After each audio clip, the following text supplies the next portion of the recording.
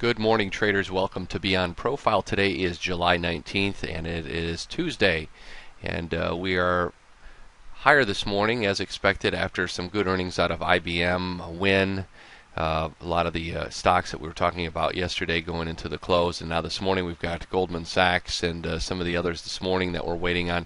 The thing is we are higher, and we're higher back inside of the prior balance area. Let's review what happened yesterday in the markets. Friday we had looked like we had some sort of a stopping price here at the bottom end of this little balance area that we had been in for almost nearly the whole week, where we were auctioning back and forth in this range. Yesterday we broke down through it, and where we stopped was at the top of the prior balance area, our prior stage 3, our COP if you will, change of polarity here at the prior highs, which is an unfair high, should act as an unfair low now as a support. Proxy support if you will, right at that level. And you can see what happened when we came into that level. We found buyers, bounced up off of that level and closed 1300ish. This morning we're opening up, we're at like 1309. Remember, this number here, 1315, is the big uncle point for this. As I said yesterday, if you were in the trading room, if we get back inside of the little value area from Friday, then this will go out the other side of it, which would mean over 1325s at a minimum. And we're still inside of the value area for the month of July. And again, this is the highest volume node for the whole month, which is 15. Again, that's a big area for us.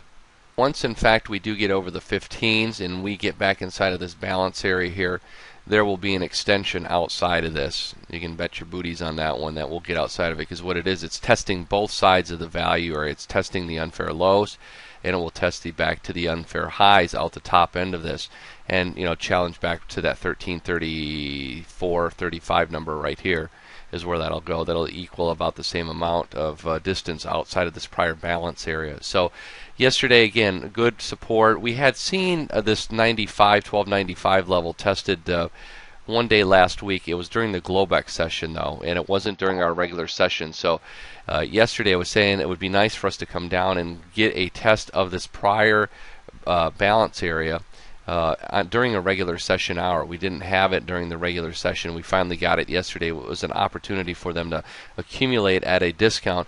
The other thing that we saw was who was at 1302 every day last week. There was a big buyer that was in there. And anybody who had seen that level even yesterday morning was in there buying, and what happened? They got stopped out. They ran it through that level, took it all the way down to the breakout area here of the prior stage 3. And then, again, we're back 1310s this morning, and they're probably scratching their head wondering what exactly happened. But again, that's the job of the market. Those bigger players who want to collect an inventory at a discount, their job is to do whatever they need to do in order to be able to collect that inventory at a discount. And again, nothing had failed here per se on the daily time frame. As long as we don't break back into this prior balance area, this can pivot here very easily, get through the 15s, and then head back up all the way here, and continue to rally through the rest of July and into through the rest of the summer here into the end of August. So that's what we're looking for on the S&P. Now let's look quick at the NASDAQ, because the NASDAQ has a lot more relative strength. All of the issues in Europe doesn't have any concern to do with the NASDAQ and technology. Here's the NASDAQ chart. You'll notice the difference in price in relationship to where we are on the daily. So if this is the prior balance area on the S&P, we came all the way down against it. NASDAQ a lot stronger. Okay, it's holding with a lot more relative strength. It hasn't even come back. Don't even think it came back. 50% of the last retracement level here in the market. So, and again, this one this morning is trading 2358s. It's right here coming into these high volume areas. And this one more than likely will lead out. We've got Apple earnings after the close. Apple's been on a tear. If you looked at Google, what happened to Google last week on their earnings, it was like up 80 points or something. NASDAQ's got more relative strength. If you were in the room yesterday, we were focused in on buying. We were buying the NASDAQ because we want to buy relative strength.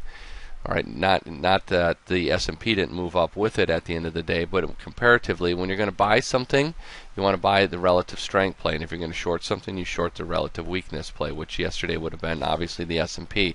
Both of them went down to areas.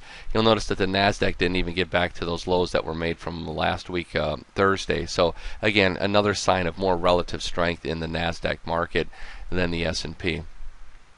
All right, folks, that is it for this morning's update. Have a great trading day, and we'll see you in the trading room.